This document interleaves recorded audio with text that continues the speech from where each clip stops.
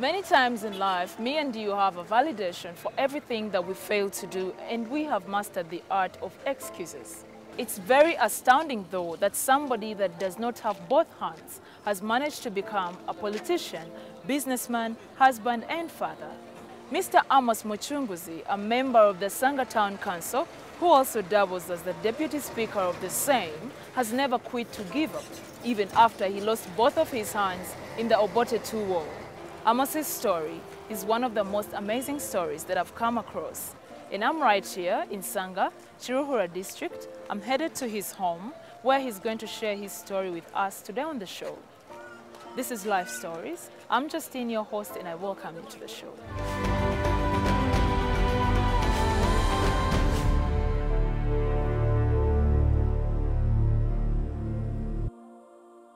It may well come across as a cliche, but one word describes Amos Mucunguzi: amazing. 42-year-old Mucunguzi was born in Sanga village, Chiruhura district. A seemingly life-altering moment occurred when he was only 14. During the Obote II war, Amos was one of those affected when he was hit by a bomb that saw him lose both of his arms. Needless to say, this caused untold grief and despair, not just to young Amos, but also his parents. And so the question therefore begs, how did a 14-year-old boy without arms trudge through all the murkiness his life must have followed to become a businessman, politician, husband, and father? Indeed, Amos has a story to tell. When did you lose your hands? Were you born like this? Nyewe okuba nti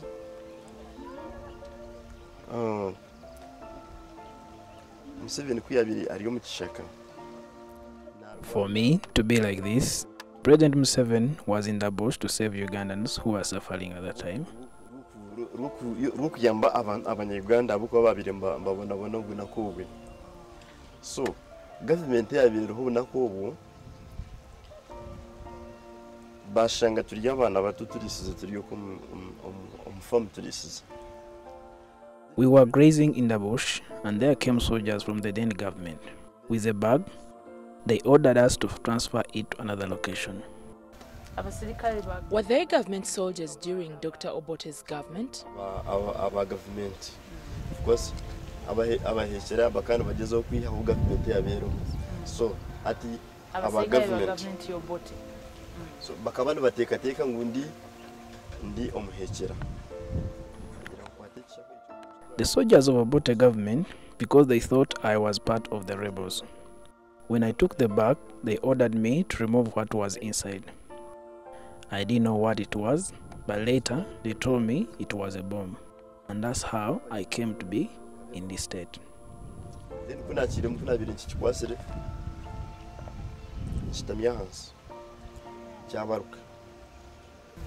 how old were you when this happened? I was 12 years. And they thought you were a rebel at 12 years old? Yes. By then, yes, I was in P4, but after getting hit, I started trying again to see if I can write. As we speak now, I write very well.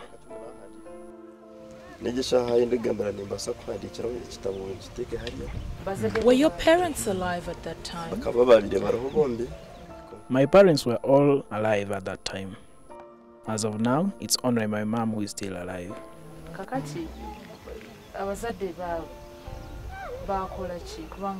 What was your parents' reaction to that tragedy? At that time, they couldn't do anything, given the fact that they were illiterate and people had little awareness about their lives. Every parent dreams of giving their child a life that's comfortable and happy. That Amos's parents were heartbroken is an understatement. It's the hardest thing for a parent to watch their child go through pain and discomfort.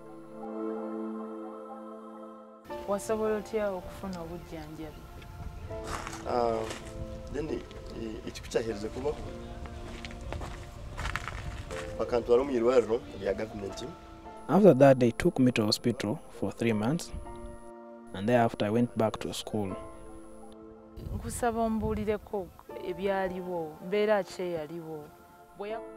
Tell me about the bomb blast. Did you lose your arms at the scene or later in the hospital?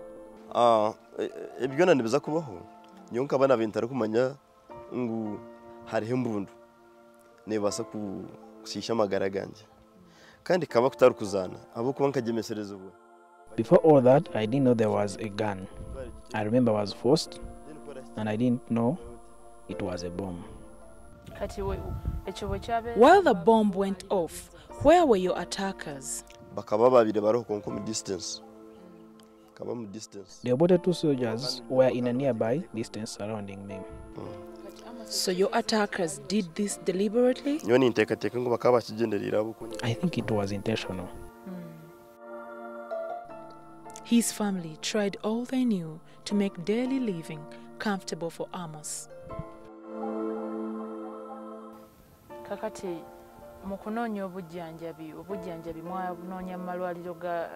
tell me about finding medication. What did you do? No, tukaza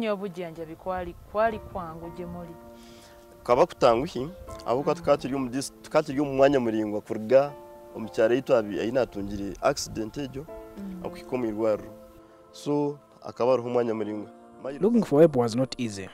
We were far from the health centers, about 20 kilometers, and the vehicles were also hard to get.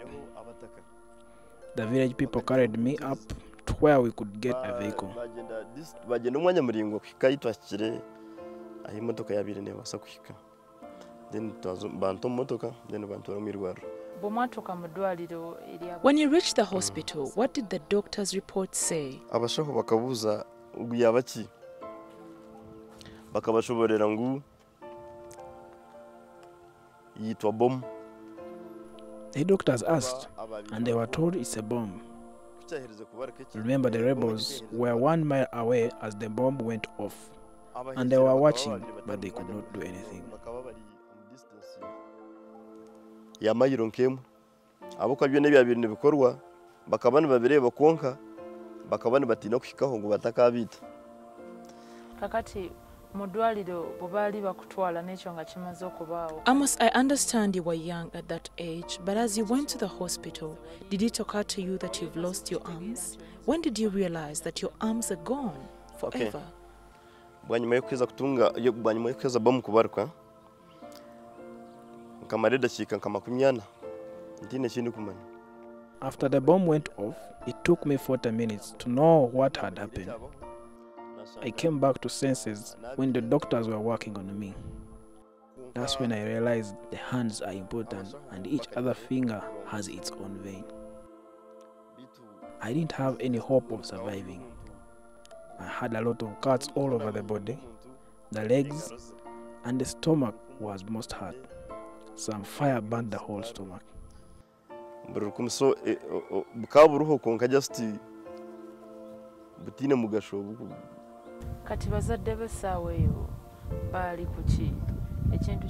How did your parents handle the situation?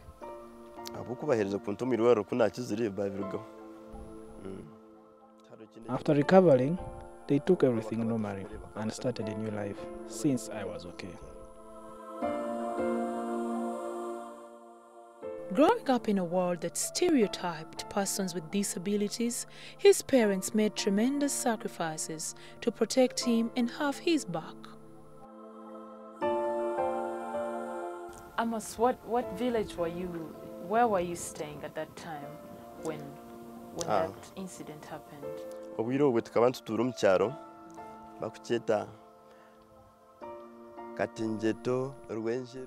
in Katenjeto, Rwenjeru, Biharwe, Mbalara. But truth be told, there is only so much protection a parent can provide. Amos was ridiculed by peers, especially for his inability to accomplish some tasks. This unbearable torment gave birth to suicidal thoughts.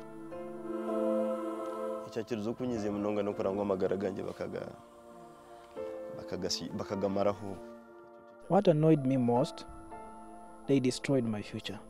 I even considered suicide as an option. Lwaki? abukura nkabana bintine mugashumbira umbwira bwuko misho kabuko kandi takumanya. Since there was no hope of going back to school or even some better life in future. Nankiri umunsi.